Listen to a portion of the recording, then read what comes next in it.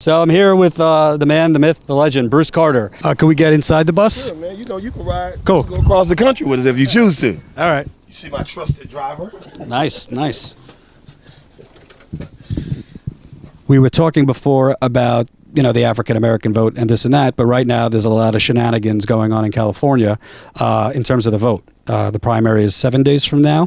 I'm now a veteran of covering voter suppression because the New York voter suppression, I covered it pretty much from day one when the election justice filed that lawsuit. But now you have things like not enough actual ballots. Yeah, I've heard that. And last night I had the privilege of sitting with a group and show me the ballots, so hashtag show me the ballots. And it's calling for the governor and the secretary of state and the election committees to show that you have the appropriate amount of ballots based on where you were in 2012, but also based on the increased number of people that have switched parties that are wanting to vote. And I think that's one thing we have to make sure that everybody should have the right to vote and understand that voting process. So if you are a NPP, make sure when you get to the polls. NPP means no party preference. No party preference. And in California, just to be clear, no party preference, you're able to vote. Correct. But make sure that you're getting the right ballot. So you need to ask for the crossover ballot, the Democratic crossover ballot, and make sure they give you that. You got to speak English for people who don't know. What does crossover ballot mean? To me, it means that you didn't have a preference, but that day on June 7th, you want to vote as a Democrat, so you can vote for Bernie, basically is what it means to me. So I'm almost saying, hey, I specifically want to vote for Bernie Sanders. What is the correct way to do it, if you ask in that term? Now, in California, I really don't know this. Are you able to switch day of the primary? If you're no party preference, are you able to switch to Democrat? Because I was under the assumption you couldn't. If you're a NPP, you have the right to cross over. So therefore, you want a Democratic crossover ballot, and you want to make sure that's what you receive so you can vote. And the hashtag show me the ballots, why it's so important is we want to make sure that there is a ballot at every poll for the number of registered NPPs. We don't want a fraction because that would cost Bernie, because we know those are the people going to vote for Bernie. So make sure that you get the right ballot, and it is the Democratic crossover. Do not leave. Get on your phone, Facebook, get a hold of the Young Turks, get a hold of Black Man for Bernie. We will come find you. We will wake people up for that ballot. The Show Me the Ballot, obviously there's a reason you started it. Do you guys have intel, or are you hearing stories about certain locations already not having enough ballots? I've heard, since I travel all over, I've been all up and down the coast, I've heard people talk about that the ballots are going to be short, especially in the minority communities. And when you look just what is taking place in the past, wherever there were major discrepancies, a lot of the voter suppression has taken place in the people's lives that they think are not intelligent enough or don't care enough to complain. I was in Simi Valley last night. There was no concern of not having enough ballots there, but we believe it's going to take place in LA and other lower income areas. And also what happens when you don't have enough ballots, two things. Number one, oftentimes they say, all right, just use a provisional ballot. Provisional ballots, 9 out of 10 times, don't get counted. New York is an example. Arizona, they said, your provisional ballots will be counted. They didn't count. Second thing is, if you run out of ballots, it takes a little while to bring in a truckload of ballots. So in that time period, if you already have people waiting online for an hour and a half, in the new America we live in, it's now 3 hours, 4 hours.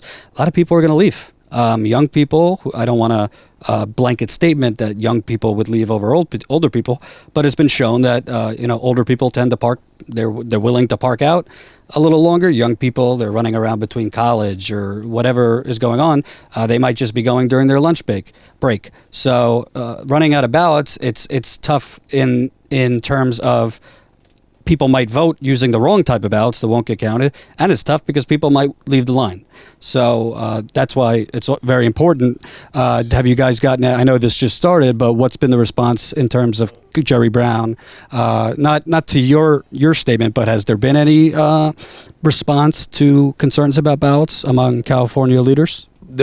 From all the grassroots organizations, the individuals that's on the ground, that's in the communities, and understand that, as you said, people won't wait to 8, 9 o'clock. So it's another tactic to take those who have not been so ingrained in the process, because there's so many new voters. They don't understand maybe some of the struggles that people did for them to vote. But it's on us. It's on us that know that if we don't stand now and make this movement continue on and fight for every vote, then we're all wasting our time. And I think our time is very valuable. But once again, I think do not take a provisional ballot. And on that note, what we're asking, June 7th is so important in our history. California is like, the world's watching. So we're asking, if you are in California and you're voting, if you cast a vote at 8 o'clock to show solidarity, to show strength, stay there until the last person's been able to vote. Call us. We'll bring you some water. We'll bring you some food. But we're asking all Bernie supporters, from the moment you cast your vote, come back outside and stand there. Stand there until it closes. And then we know that some of the things I've seen take place in Philadelphia and I've heard in other states won't happen, because the greatest fear I have is that because you're such a big mail-in ballot state, that people will set back when you have a governor who endorses a candidate, when you have high-ranking officials that endorse candidates. You open the door for bad things to happen, because employees say, well, the people at the top have already endorsed him, so if we do something wrong, they're not going to do anything. So I'm saying, put pressure, show presence, show strength, and at 7 o'clock this time, 8 o'clock this time, we'll be ready to celebrate Bernie having a great victory. But it takes all of us, and we need more than your vote. We need your time on the 7th. I think there's an element that we haven't spoken about that's just as important. Young Turks has spoken about this a little bit, but it's really scratching the surface. Outside of just shortage of ballots and this and that, the mainstream media, CNN, MSNBC, all these outlets, including the New York Times, digital outlets like the Huffington Post, they have signaled that based on New Jersey's results, not California, Hillary Clinton probably winning New Jersey based on the polling, they are computing the results as if once Hillary Clinton reaches the threshold of pledged delegates, not to get the actual nomination, but once she reaches the threshold of pledged delegates, that when you add in the amount of superdelegates she has, reaches the nomination number, they are literally going to declare her the Democratic nominee online, on social media, on TV. This is what I call trouble. I'm about to start here. 8 o'clock that night Eastern time, the networks will be prepared, including this one, to announce that Hillary Clinton has now gotten over the top, that she will have won the nomination in numbers. It's done. What will that do to turnout? If that's 5 o'clock Pacific time, with 3 more hours to vote in California, who will be least likely to vote? Sanders people from 5 to 8 people, or Hillary? I've heard both theories. So what's important to know, Hillary Clinton will not officially be the Democratic nominee on June 7th, no matter what happens. The Democratic nominee is officially declared at the Philadelphia Democratic Convention in July, when votes are counted, when pledged delegates, not superdelegates, when pledged delegates officially pledge their delegates to the candidate with the most pledged delegates. That's what the first ballot is. So all delegates, even Bernie Sanders delegates, they have to go with the results in the states. But superdelegates, who will decide this nomination, do not vote officially. Right now it's just a poll. Do not vote until the Philadelphia Convention. So if you are a young person, an old person, an alien, I don't care who you are, if you're online and you see an alert on your phone, if you hear people talking, oh, they just called her, they just wrapped her the nominee, it's bullshit. They are misleading you. So you should stay online, whether you want to vote for Bernie Sanders or Hillary Clinton. It's your business. But the media is misleading you. She's not going to be the nominee. And the problem with that is that's going to suppress turnout. If that comes down at 8 o'clock Eastern, 5 o'clock Pacific, right, the polls here don't close, I believe, till 7 or 8.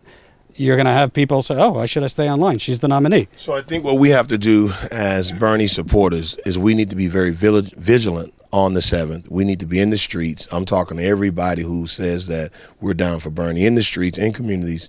I want to be clear, in the streets peacefully. I don't say that because I worry about you, but they'll listen to this and say, you're going to be throwing chairs?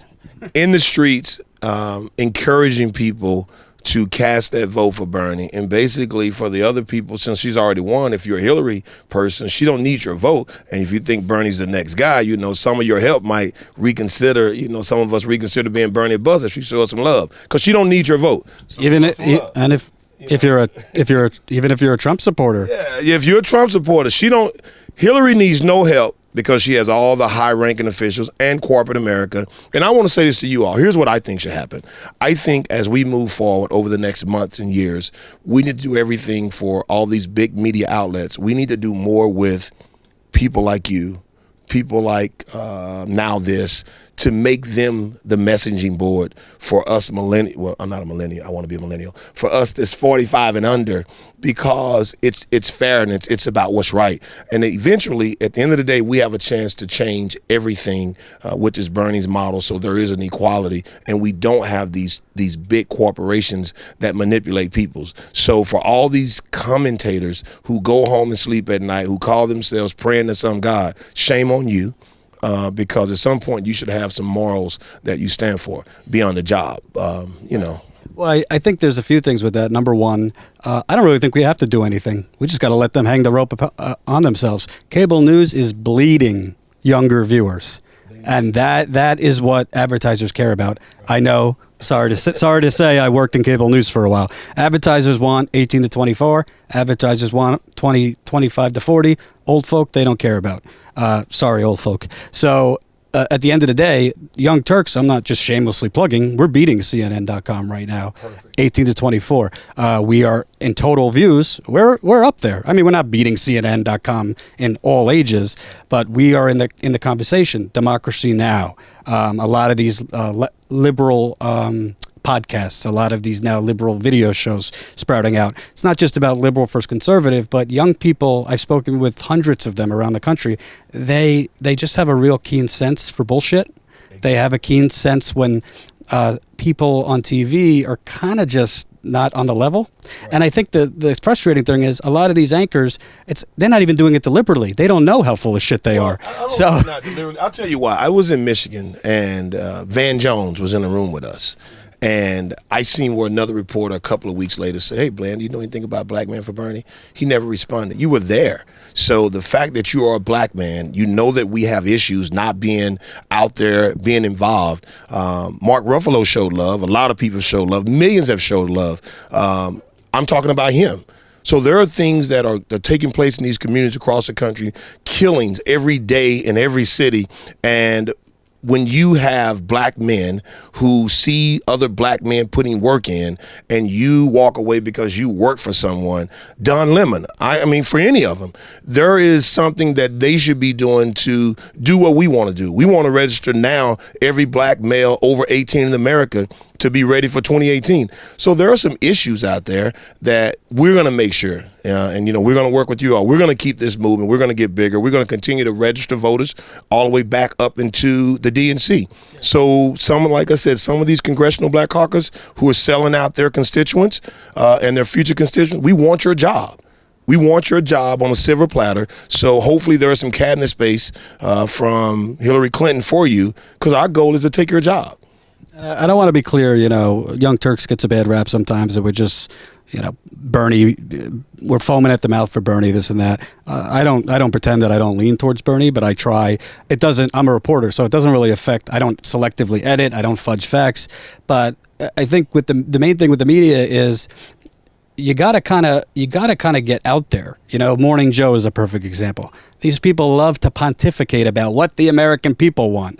None of these people on set have gone out in the last 5 years and talked to someone outside of their cocktail parties. They're not at rallies talking to actual Bernie supporters, Hillary supporters, anybody. So I think the main thing is they're so focused on the horse race, who's up, who's down, that, you know, I was just at a homeless village in Portland, Oregon with Taylor.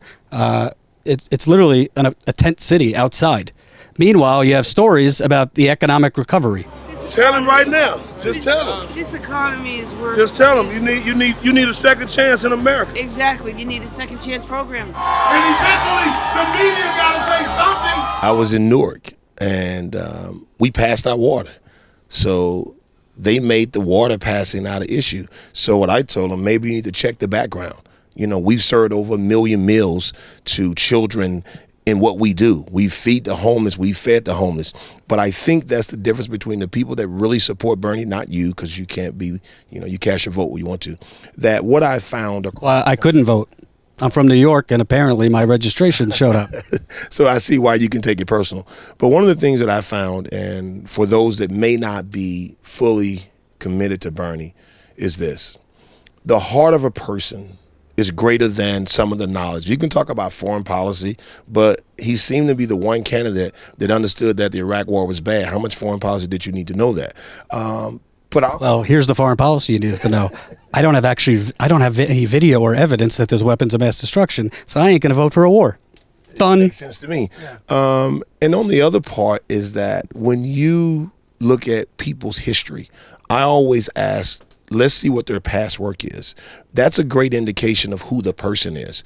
And for me, and for all the people I talk to that we convert, that means we've been able to convert Republicans and people that were voting for Hillary Clinton based on what they believe. Once again, if you're leaning toward Bernie, here's what I would say to you.